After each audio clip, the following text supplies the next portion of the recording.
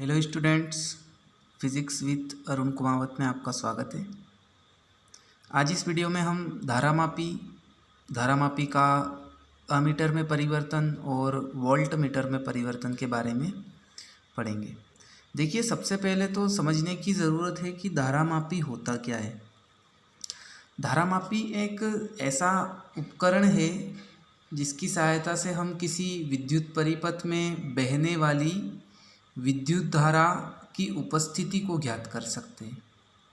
फिर से रिपीट करता हूँ, धारामापी एक ऐसा उपकरण है जिसकी सहायता से किसी विद्युत परिपथ में बहने वाली विद्युत धारा की उपस्थिति को ज्ञात किया जाता है।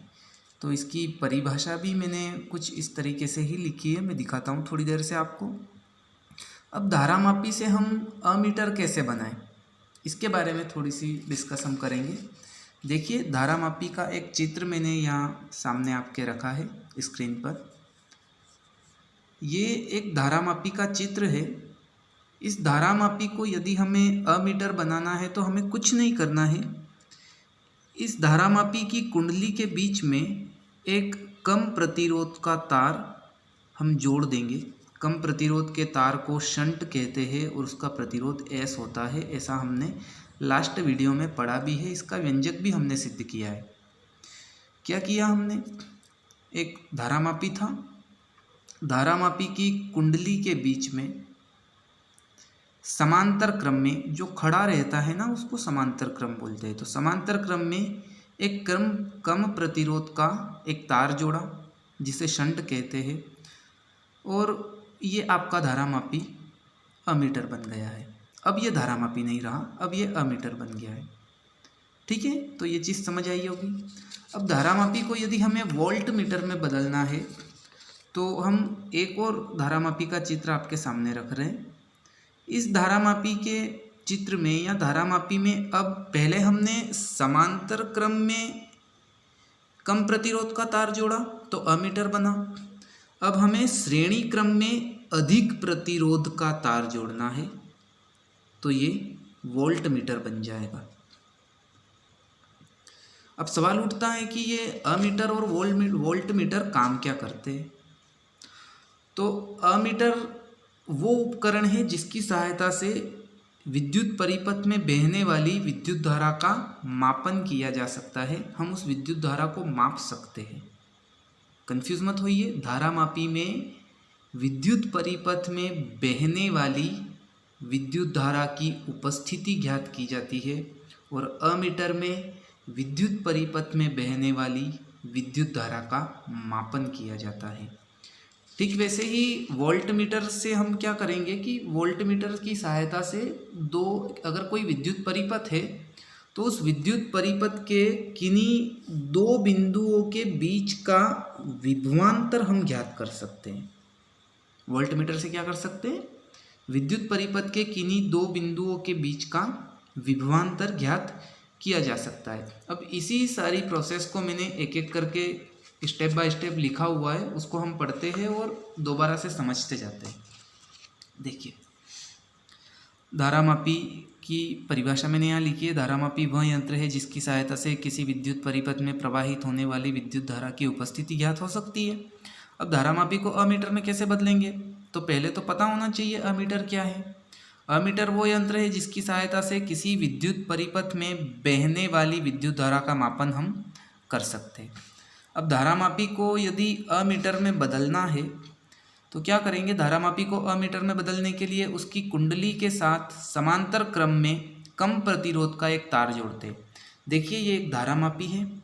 इस धारामापी को अमीटर में बदलने के लिए इसकी कुंडली के बीच समांतर क्रम में एक कम प्रतिरोध का तार जोड़ा और इस कम प्रतिरोध के तार को ही शंट कहते हैं। पिछले वीडियो में भी हमने पढ़ा है और यहाँ भी लिखा हुआ है।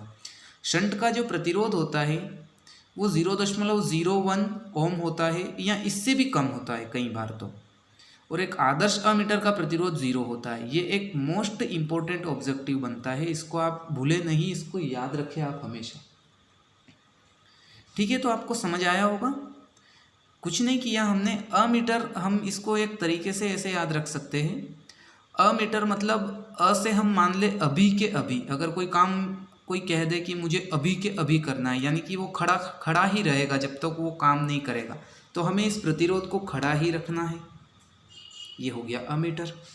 वैसे ही यदि हम धारामापी का वोल्टमीटर में परिवर्तन पढ़े तो वोल्टमीटर वो यंत्र है जिसकी सहायता से किसी विद्युत परिपथ के किन्हीं दो बिंदुओं के बीच का विभवांतर ज्ञात किया जा सकता है।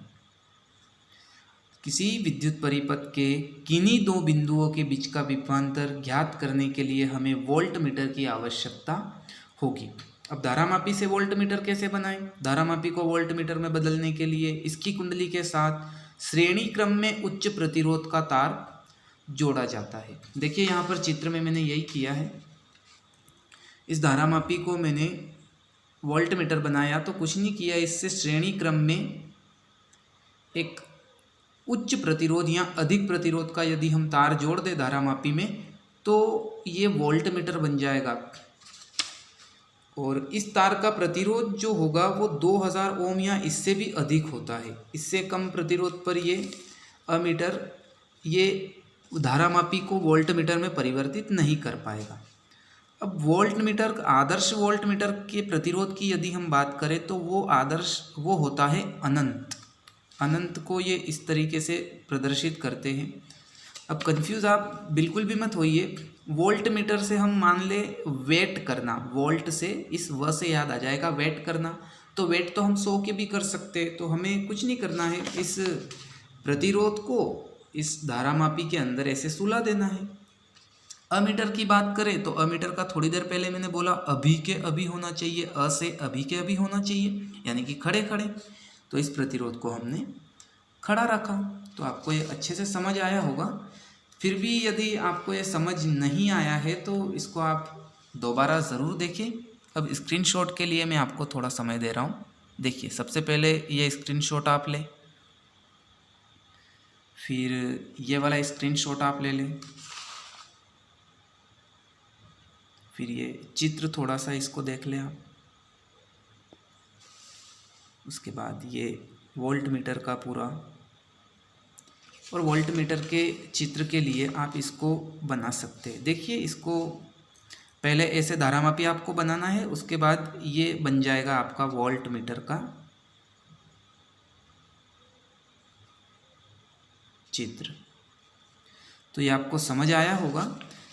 यदि अभी भी ये आपको समझ नहीं आया है तो दोबारा आप इस वीडियो को ज़रूर देखें। धन्यवाद।